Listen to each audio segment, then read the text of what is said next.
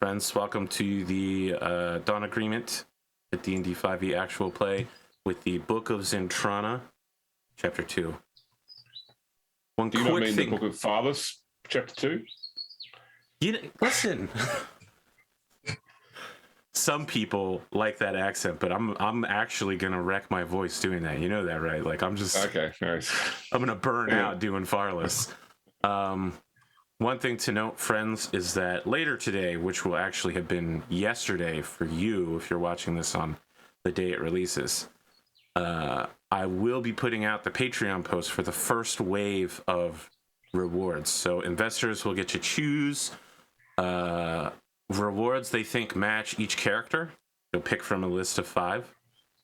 Which one you think should go to which person. We're going to weight those options, and each person will get the thing they are most heavily weighted towards. You may have seen that some of them might require a little bit of help. The other thing is that our schedule will continue to be out of order. I never know where Hanley's going to be. Lawson had to move his around this week because I don't want to say it was, I had to go to the hospital. So not Lawson's fault, definitely mine. So yeah, the episodes will appear out of order into the actual cast order. Just deal with it, I guess.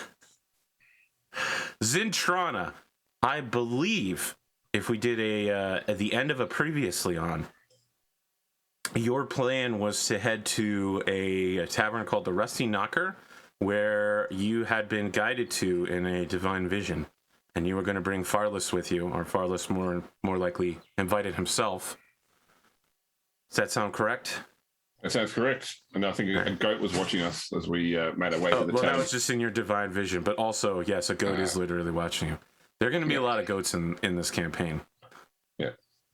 I don't know how it ended up like that. I was missing it in Henley's one. That's all. I was watching out for it.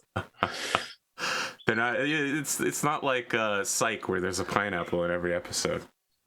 I don't know. I must have been eating goat curry when I made up this campaign. Who can say? As you approach the Rusty Knocker, you find it on the northeast side of Stormwall.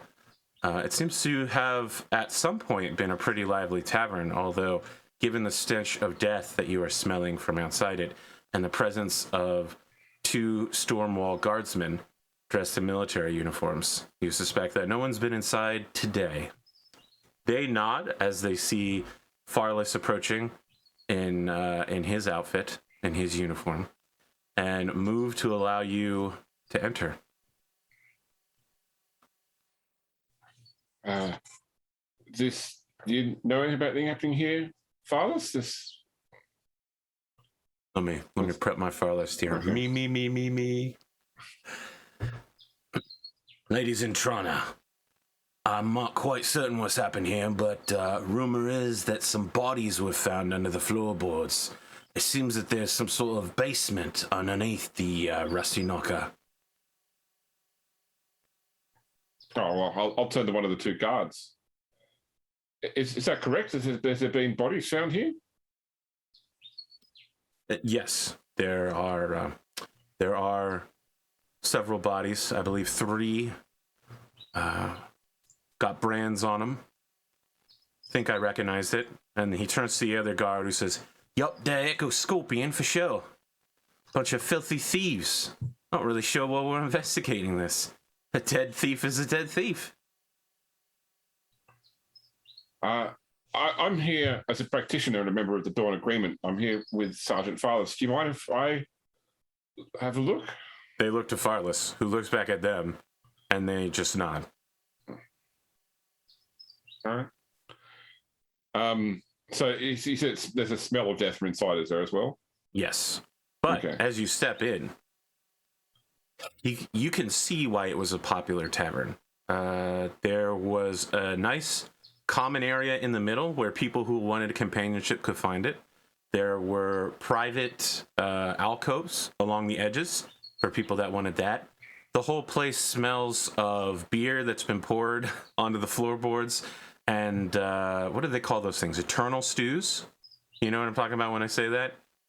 No, but I can get an idea in my head though. It's a soup that you never take off the pot. You just keep adding stuff to it every day. Okay, yeah, that's what I would have thought I meant. So yeah. by keeping it at the correct temperature, it never gets bacterialized.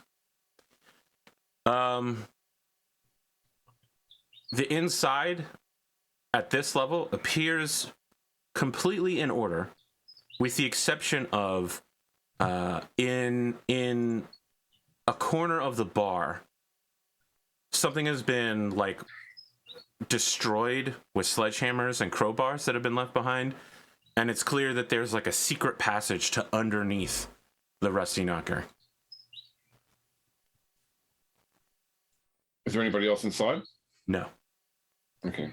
Well, Farless has followed you in. Yes. No, you know what? Farless probably saw you trying to go in, and he Assassin's Creed pushed you aside so he could go in first and look out. Look for danger. Yeah. Yeah, exactly. My lady, stay back. Well, I'm sorry. It doesn't look like we'll get to hear your pan flute today, but I mean, I have it with me. I could just sit down and play, although I think perhaps we should deal with the problem at hand. All right, well, let's go and have a look down there, indicate towards the. So as he leads you down the stairs, and he, picks something torch-like, probably like a rag on a mop broom, and then pours some alcohol on it and lets it on fire to make a very poor torch. He says, "Now I've heard of these Echo Scorpion types before. They're Arcanist thieves that, they pretend that they're better than the common people by giving the common people part of their share of treasure. They steal and they say that doing it for the people. But, they like pick people's pockets using magic and then have it float over to them. Stuff like that. A huge waste of time, I think it is, but, some people live their lives how they want." And then he goes, "Ooh," as he reaches the bottom of the stairs. There might have been 3 bodies here at some point. All of them are missing their right arm, and it is unpleasant down here. Let's say when you reach the bottom of the stairs, you just see the lack of an arm and like lots of blood and maybe the hint of gore somewhere at the edge of the flicker. Oh shit, you actually have dark vision, don't you? All right. Let's say for the humans in the audience, they don't see all of the bad stuff. They just see the hint of bad things. Yeah, I just see it in black and white. However, the torchlight also reveals the glitter of sacks full of gold, treasure boxes, magical weapons. All sorts of goods have been stored down here and have remained here. I'll just quickly go back and get, like, you got a cloth from somewhere. So Sure. could I just get a cloth and wet it and use it to cover my nose and mouth to reduce the smell? And then I'll head back down and start poking. So I guess my first question would be, how long does it look like these things, the body's been down here, just based upon the amount of decay? Let me ask you to make a medicine check, and I'll base any future questions you have off of that check. I saw Pondo's show. You know how this goes. You're either going to do amazing or you're going to do terrible. There's no 12s in here. Okay, I've heard that. 23. What the heck? Wait a sec. Why am I not seeing this roll? It should be, it appeared it was in chat. I don't see. Oh, there it is. I finally got it to update. Okay. 23, huh? Your question is, how old do these bodies seem to be?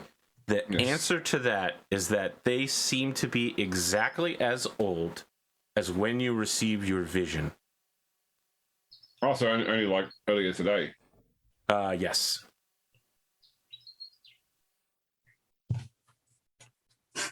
So it looks like this crime has just only happened in the last several hours.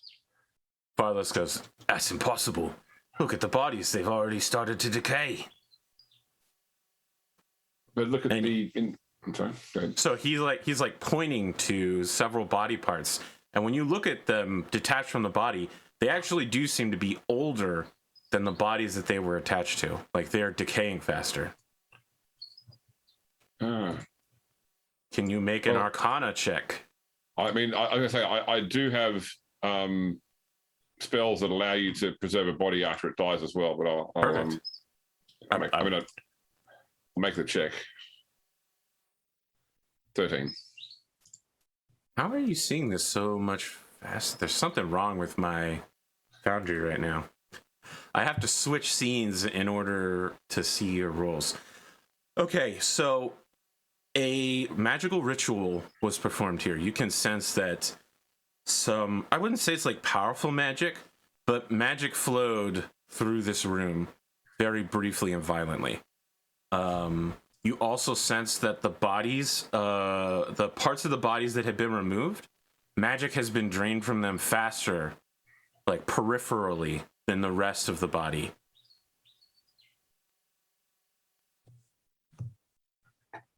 Okay. Do you mind, Farless, if I conduct a magic ritual here? I won't disturb the... Okay.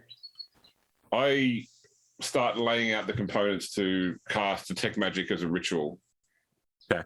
So that's 11 minutes, I believe? Yes, it's 10 minutes plus 10 one minutes action, plus, I believe. Yeah. One so 10 minutes, 6 seconds. What does your rituals look like? So I feel like there's several bases for these, right? For instance, you could have the like drawing a circle sitting in the middle of it, but I would also accept like Sherlock Holmesing around and like looking at stuff and like touching things. That could also be considered a ritual. So I think so there's two elements that I think factor into most of Zintrana's ritual casting, at least. First off is the application of flame. So certainly laying out candles in a particular configuration. Probably given that her deity is a non-personified deity, like the verbal component is like calling out aspects of the flame, so that the light guide the vision, and then also she tends to have because she has like some face painting on it, such like if for ritual magic she does draw like arcane symbols like on her arms or on exposed flesh as part of the ritual, like attaching her to the magic as such, especially with something like Detect Magic, which is divination. Okay.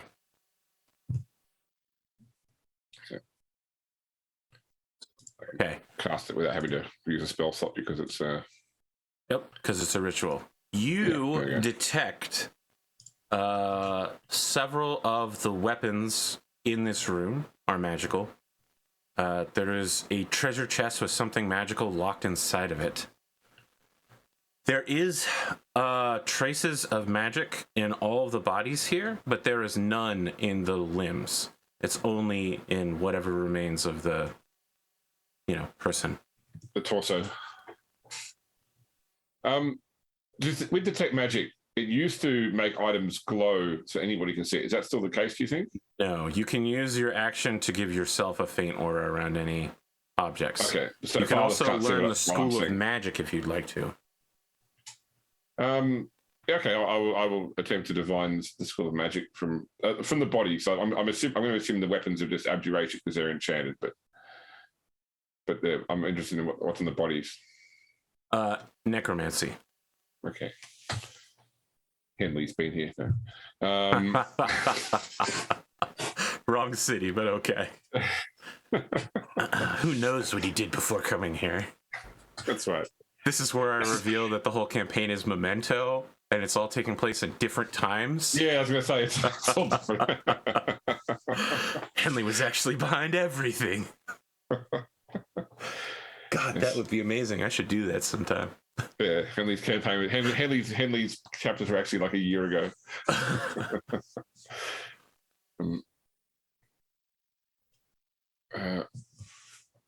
There's something magical locked in that chest as well. Maybe it's been on the weapon, but I don't have the ability to pick a chest. That's not my skill set. But you might let the others know. Oh, don't worry. And then he pulls out his sword. And he starts stabbing the chest to break the wooden box up. Okay. And like stomping on it, you know. He's gonna destroy this thing to get to whatever's inside. Okay. I look a bit shocked, but don't stop him. He pulls out what appears to be either a gem or an orb made of solid water.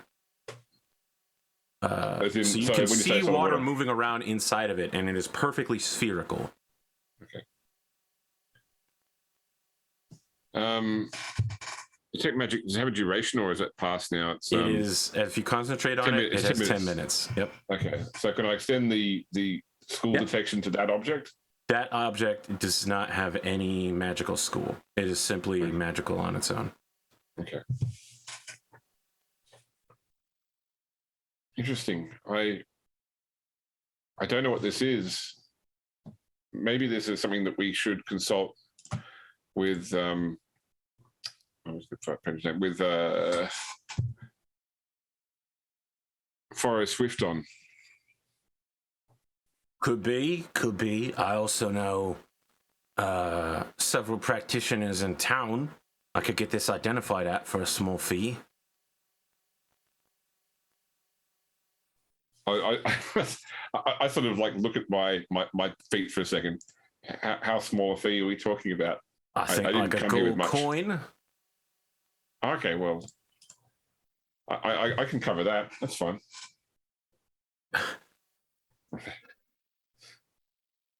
I like pull out like a little purse, and you know it doesn't jingle a lot. What's it got, about exactly 15 gold coins in it? 13 coins. 13. Okay.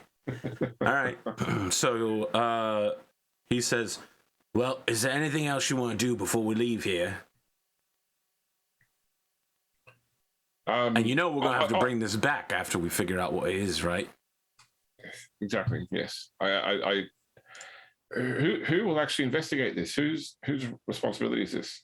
Well, the Stormwall Guard will investigate it, but look, I don't want to speak too poorly about the city guards, but allow me to say this: I feel like criminal investigation is requires a myriad of skills. You understand what I'm saying, right? And that not everyone who joins the guard has the capacity to do it. And most of those who are sent to the guard are those who aren't good enough to have joined a noble's military. I would never speak poorly of my brothers in the guard, but I would say that they are not always up to the task that they have been assigned to. Okay. Well, let me just check one more thing here before we go. So, going back to my medicine check on the bodies, I just want to look first off, how was the arm removed? Violently, surgically, magically? Is it like just looking at the injury itself? When you look closely at the injury, you notice at the shoulder joint where the arm was removed, there is a symbol burned into it. And that is the symbol of Jubilix. Okay. And is there anything else that's off about the bodies? Like any sort of, I'm guessing if they're rogues, they probably have things like tattoos or injuries or scars, but I'm more looking for anything like similar to what I saw up in the castle, where you know the flesh is unreasonably mutated or like. No, nope, nothing like that. Okay. Has there still been cults of Jubilex around after the Drought War? Well, you know, Drought War only ended a couple of weeks ago. As far as I know, cultists of Jubilex aren't really being hunted. You know, Jubilex has been sealed, all of their power has been taken away. It's been proven that their, you know, supposed god is nothing but a weak, well, now it's not even a thing. It's just, you know, I don't know exactly what goes into sealing, but everyone I know in the upper ranks seems to indicate that it's over. Like, done. So, I mean, there could definitely be cultists of Jubilix around. Why? Do you have some reason to suspect that this was demonic in nature?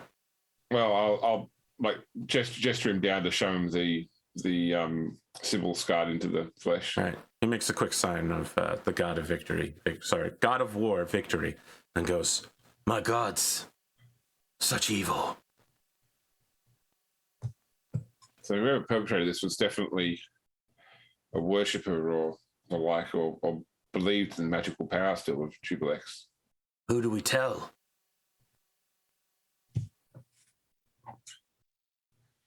I mean, that's why I was asking who was responsible for this, but I mean, who in town is equipped to deal with something like this? I mean, it's you. I mean, you know the answer is you, right? No, I know that. I think my character is a bit slow for that to dawn on her as well. Okay. What would Farless say? Because what Farless would say is not what I would say. I think we have to run this up the chain of command. We should definitely report this to Lieutenant Acas.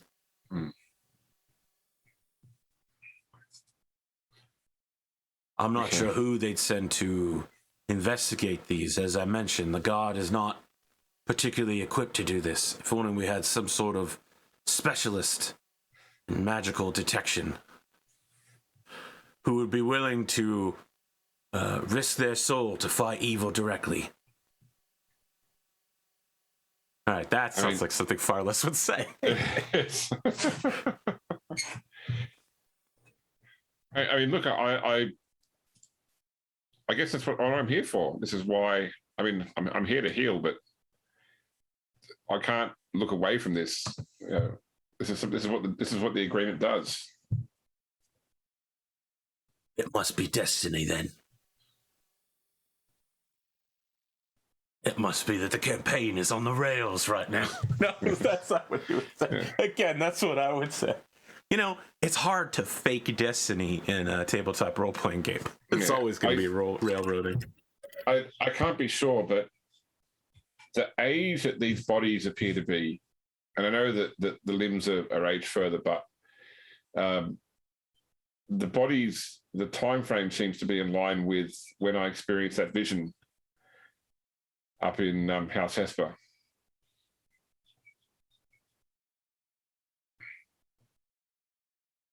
All right. You mean Castle Hesper? Okay, my notes at House Hesper from last time. But House Hesper is the dead noble family what ran the place. Okay. You hear someone talk from the top of the staircase that says, "Is anyone down there? I know you are down there."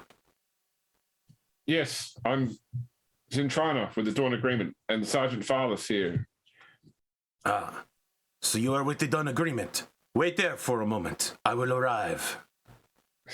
And what you see is something bounding on four legs in like a gray cloak, almost helically. You know, it's like twisting as it runs down the stairs. And the cloak twists around it, so it's very difficult to see what you're looking at. What's your passive perception? Actually, I might know this because I got your D&D. It's like 13, I think. 13 is a great passive perception. Listen, there are people out there with passive perceptions of 9. Okay. As this thing unfolds itself, you realize that it is a tabaxi wearing a uniform of the guards, a sergeant. They draw themselves to their full height. They are gray with like white markings on their face, very elongated whiskers.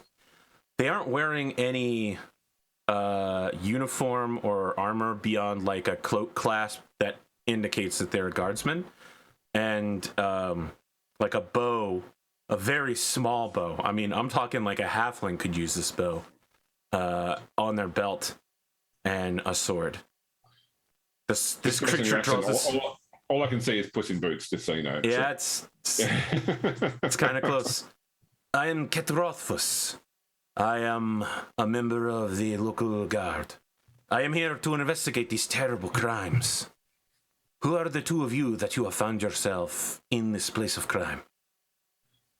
Well, as I said, I am Zintrana, which is I'm a member of the Dawn Agreement. I came here to help up in House Esper with the injuries, and we came down here just to have a drink and saw the men outside.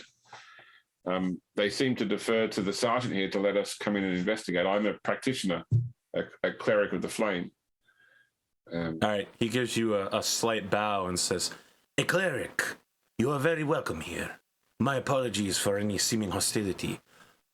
You should know that my superiors in Stonewall have instructed me not to work with the Dawn Agreement, as they appear to be forming what is in their terms a extra-national enforcement agency. That said, I think that is total... I cannot think of any word that I would use here in front of a lady and a gentleman such as yourselves." Well, I can't speak for the agreement itself, but I'm here to help. Although I should let you know that chest over there wasn't smashed when we came here. I detected this orb within it and was trying to investigate the source of the magic. Ah, this orb. I have seen this before. It is a missing item that one of the senators has been wanting back. He holds out his little kitty paws towards you. Might I have that back? I will hand it back to him, but as I'll do so, I was saying I was hoping to take it to one of the practitioners at Castle Hesper to investigate further, since it is tied up down here. Ah, I can tell you what this thing does. It creates one perfectly brewed pot of tea every day. I can see why that was so well secured then. It's hard to get a good pot of tea. Well, it's hard to get a magical item that does exactly what you want it to do, yes. This must have been smithed by a very powerful sorcerer. He's still holding in his little kitty paws. He's just moving it back and forth. The pupils of his eyes go wide. Yeah, yep, exactly. There are magic weapons down here as well. And we found evidence of Tubalex worship in the bodies, scars. This is making more sense now. You know, I am looking around and I am seeing a lot of material goods that anyone who had killed these men obviously would have taken. Would this be, a crime of the underworld? However, if this is involving dark magic, I can see why they might have left some of this behind. Do we know whether the owner or the proprietor of this place knew of this location, this secret cavern? Or secret? It's not a cavern. It's actually like a room. It's a tavern with it has a secret basement underneath it. Okay, but is the basement like constructed, like wooden walls, etc., or yes. Is it just like okay? Yep. All right, so. If you are wanting to know about the owner, I think that he is over there, and also over there, and maybe a little bit over here.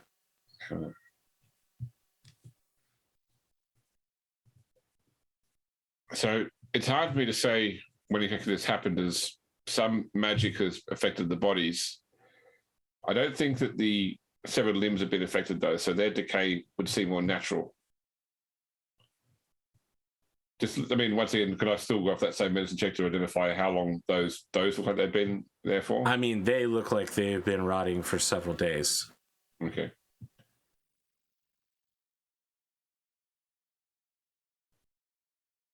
Have carrion insects gotten here at all? No. No, okay. It's a nicely sealed basement. They probably have an exterminator come in once a year, When you have a secret underground hidey hole, you really don't want to be messing around with, mold. Mildew. Yeah, exactly. Yep. I don't know that there's more I can help you with here. I appreciate all of your frankness and the fact that you have returned this orb to me. I will present it to the senator and make sure that they know that the Dawn Agreement was pivotal in its retrieval. Do you mind letting me know the name of the senator? Senator Jur Karin.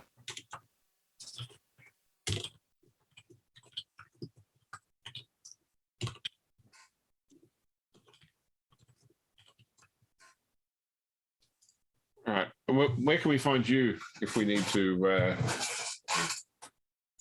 talk further? If you are ever looking for Sergeant Ket Rothfuss, you will find me on the streets. That is where I find my answers. But more literally, you can find me at the Central Government Guard Station. I have an office there.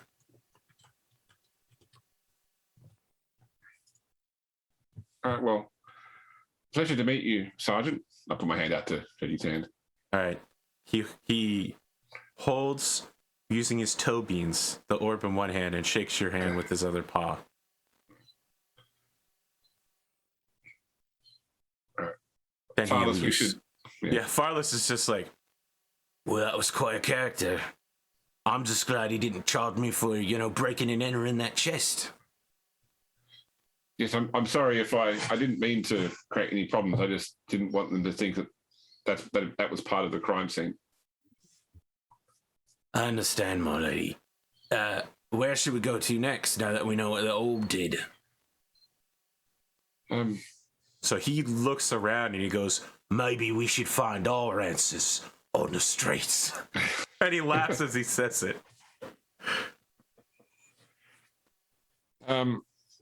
So there was one other part of my... Okay, so there were four particular things in the vision. First was this tavern and the smell of death from it. But there was also... Where would medical supplies be stockpiled? I had, part of my vision included medical supplies being removed. Castle Hesper. Let's go back there and investigate that place.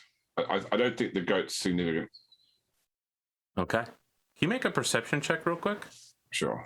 I like how you go, the goat's not significant. Amazing. Perfect. Hot today. So it's 17? Yeah. Okay. As you are leaving, on your way up the stairs, you find a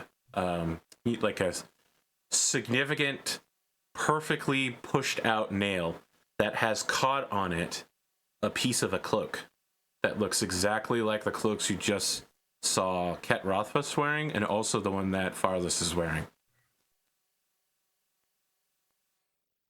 So I'll pull it off the nail. Farless immediately checks his cloak to see if it's his. Nope. It's obviously one of ours. We're the only ones that have that particular material and color. So I imagine a few guard would have been down already since when the bodies were found. Yeah. I suppose we can't discount the fact that this has been here longer. It is suspicious, though, isn't it? But how many guard are there in Stonewall that would wear this sort of cloak? Hundreds. I mean, if you count the soldiers returning from the drought war, tens of thousands. All right. Well, I'll hang on to this. It may be important. It may just be somebody's bad luck to have had their cloak snagged. But if we find a man with a torn cloak...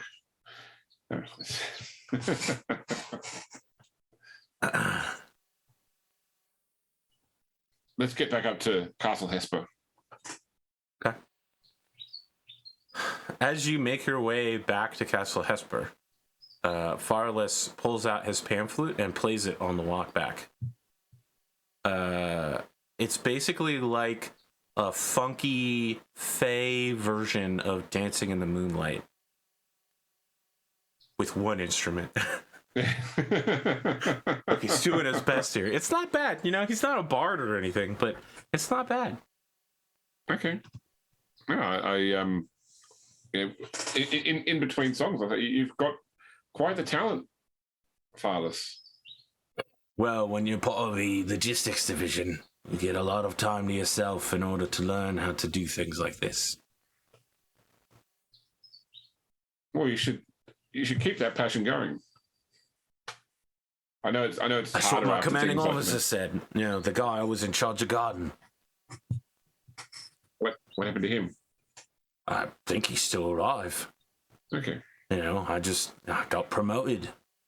They sent me back to Stonewall. You know, it was part of my promotion.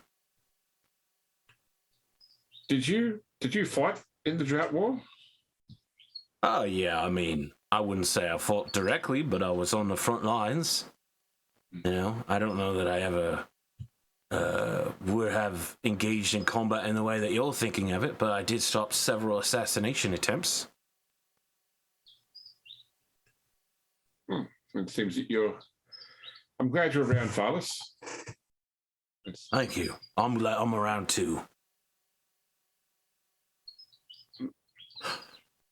All right, let's get back to the castle. You arrive back at Castle Hesper. There is some uproar between the two different groups of healers, practitioners and non-practitioners, as supplies have gone missing from both groups, and both groups are accusing each other.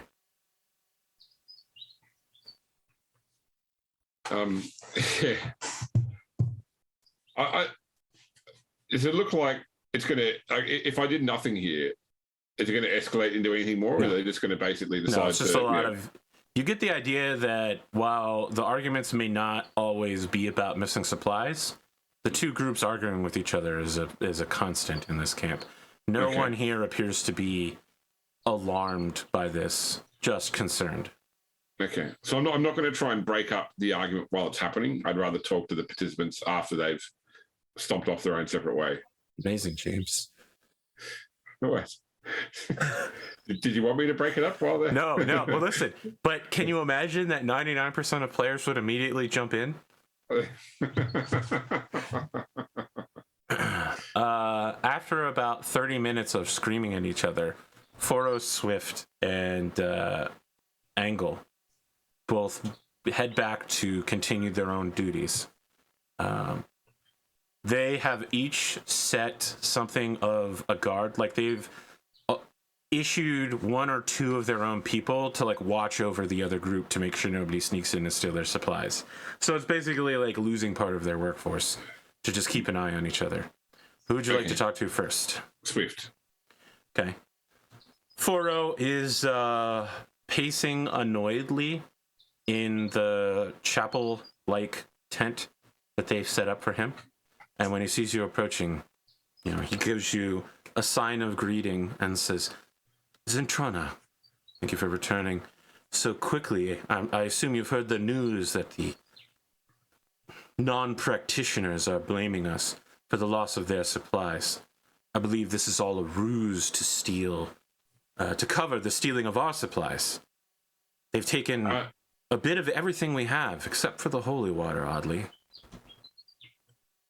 I might have some light to shine on this, potentially. You see, after we met before, I experienced something of a vision that led me to the Rusty Knocker, the tavern in town, where, a murder has been perpetrated. And, He gasps, a murder. Several bodies dismembered ritually and marked with the symbol of Jubilex. In the same vision that I experienced, I saw medical supplies being taken. That's why I came back here after I finished at the tavern. I have to feel that if they're part of the same vision, that they are related. Is it possible that agents of Jubilex could have gotten into Castle Hesper? Make a persuasion check.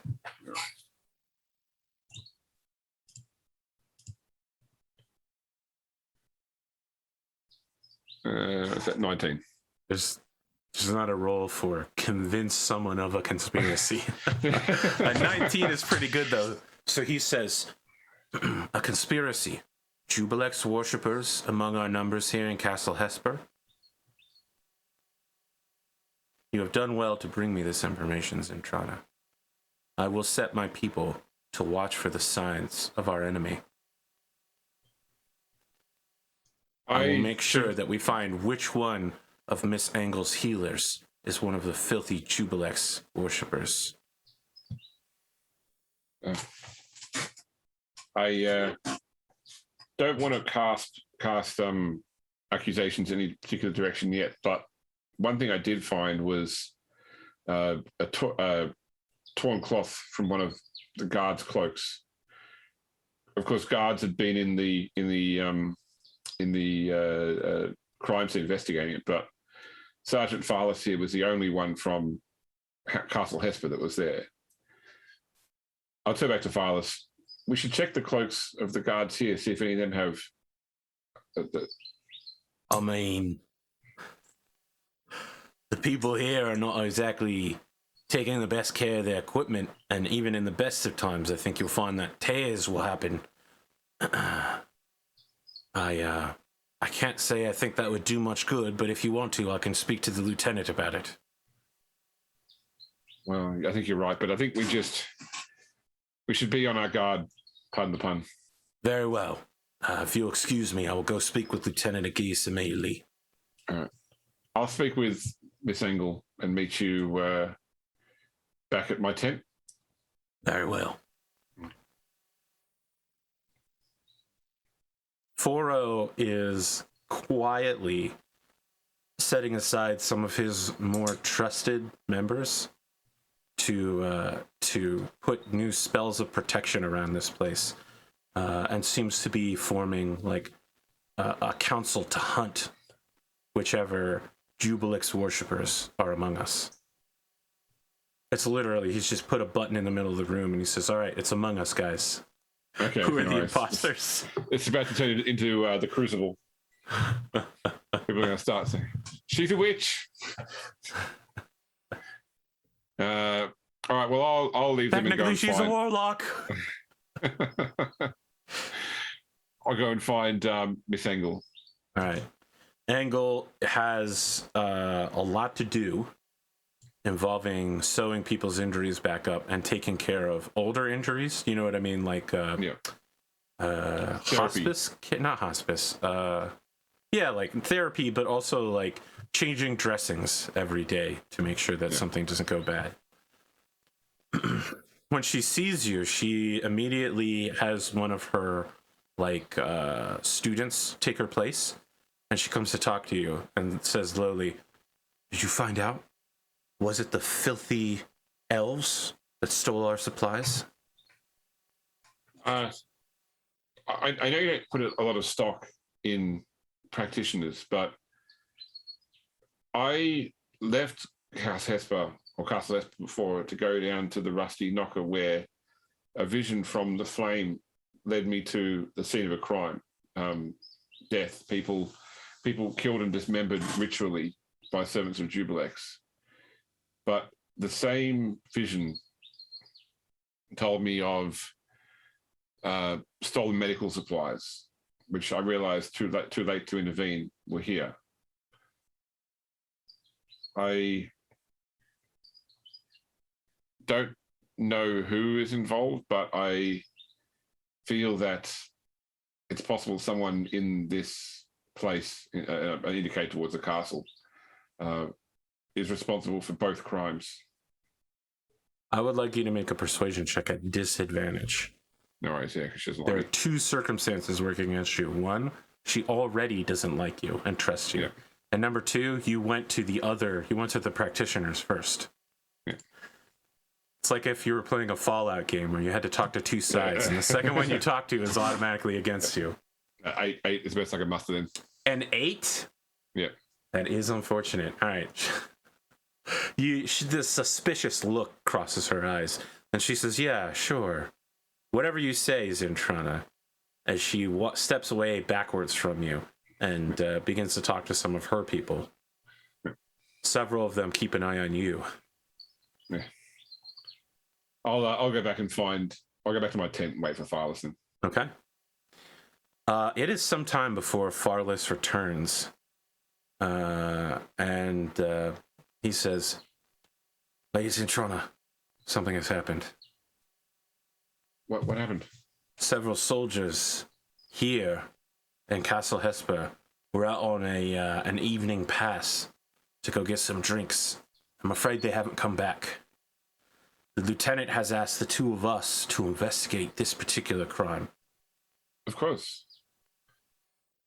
I have a pretty good idea of where they've gone, but I don't think you're going to like it. I look at him expectantly.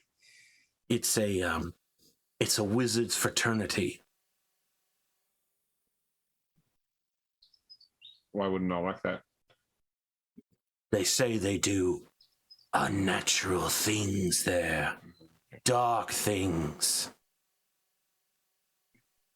Okay, well, we should help nonetheless. We need to try and find these men. Okay.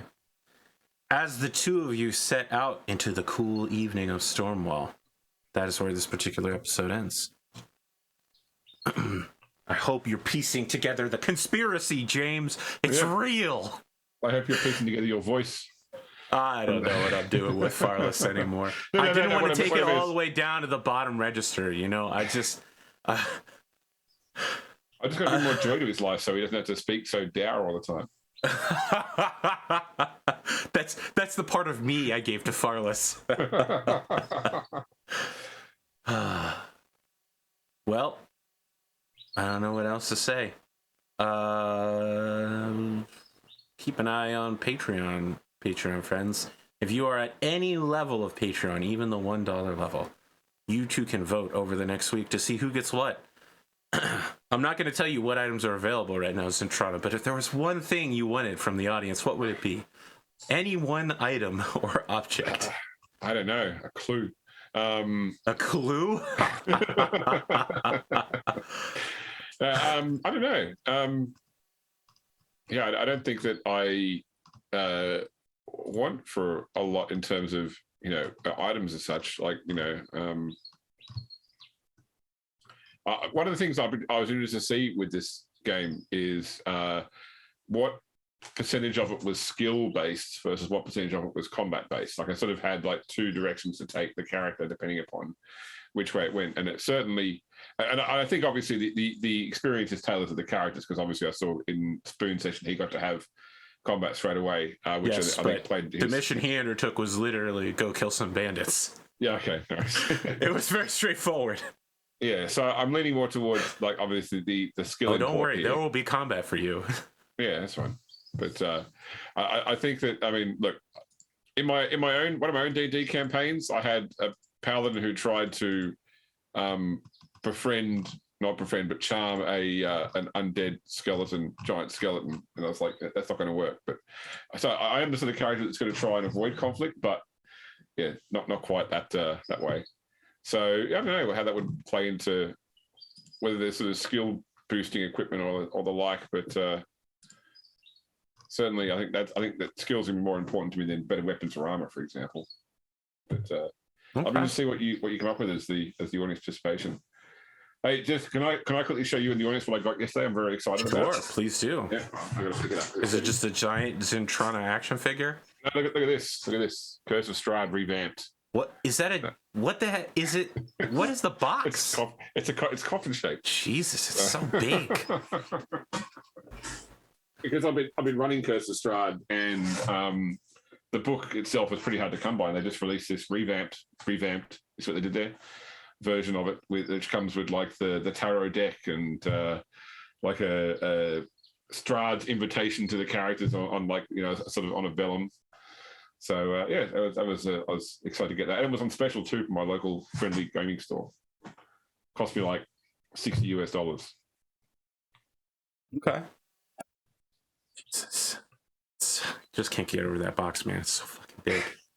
Where would you put it? Look at the shelf, but where would you put the box? Yeah, I'm going to work out. Like I think I'm going to have to end up taking the stuff out of it and throwing the box away because my house is so full of crap right now. Like, if I tilted my camera down and you could see my floor, you would see there is no floor. I bet you that someone at Wizards was like, man, this is going to be a genius idea. Everybody's going to love this fucking box. It's so thematic. And like, everyone that gets it's going to be like, well, this is a dumb fucking box. I bet you part of the charge for sending that was about the size of the, you know, like the producing the box, right?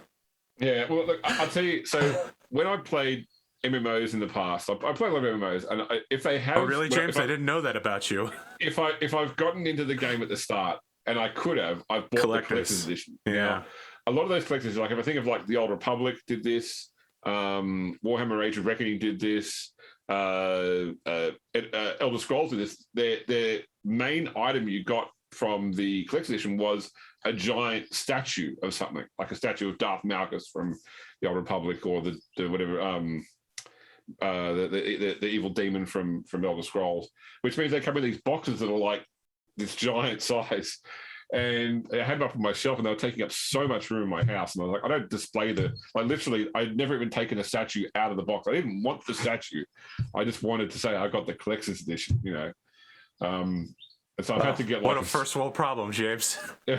Incredible. So now I have a storage unit I have to move the stuff to. So maybe the box for Curse of Strahd revamp will end up in my storage unit, along with all the other boxes I don't open. Okay. But the book... All right. The book will be played.